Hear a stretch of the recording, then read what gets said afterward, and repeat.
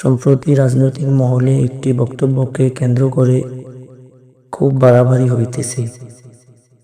আর এই বক্তব্যটি হল, চাঁদা তোলে পল্টনে চলে যায় লন্ডনে। বিএনপি সম্পর্কে বক্তব্যটি দিয়েছেন। তো বিএনপি থেকে অনেকেই মনে করেন এই বক্তব্যটি সর্বপ্রথম নায়েবে আমির চরমনায়ের পীর সাহেব ফয়জুল করিম এই বক্তব্যটি দিয়েছেন।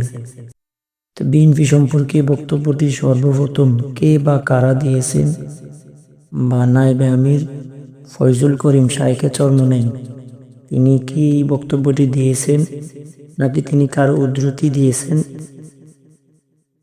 বা আমরা দেখব সর্বপ্রথম এই বক্তব্যটি আসলে কারা দিয়েছেন। তা আমরা দেখি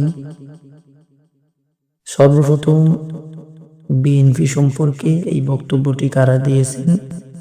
চাঁদা তোলে পল্টনে চলে যায় লন্ডনে।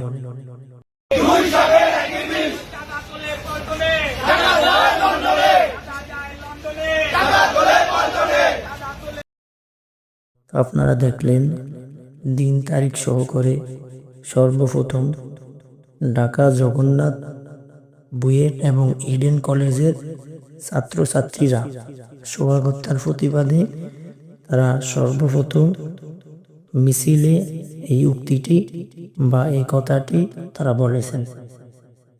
আর নায়েবে আমির কি বলেছেন আপনারা শোনেন। যুবক সন্তানরা তারা থাকতে পারতেছে না। আজকে দেখা যায় বিএনপির কি গুণ দেখেন, পাবলিক বলছে, আমি বলি না। বিএনপির কি গুণ, 9 মাসের 10 কোণ চাঁদা তুলে মল্টনে চলে যায় লন্ডনে। আমি বলছি না, কিন্তু এটাকে দেখার জন্য তো নায়েবে আমির কিন্তু তিনি বলেন নাই, তিনি স্পষ্টভাবে বলেছেন যে লোকেরা বলে, মানুষের উদ্ধৃতি দিয়ে বলেছেন।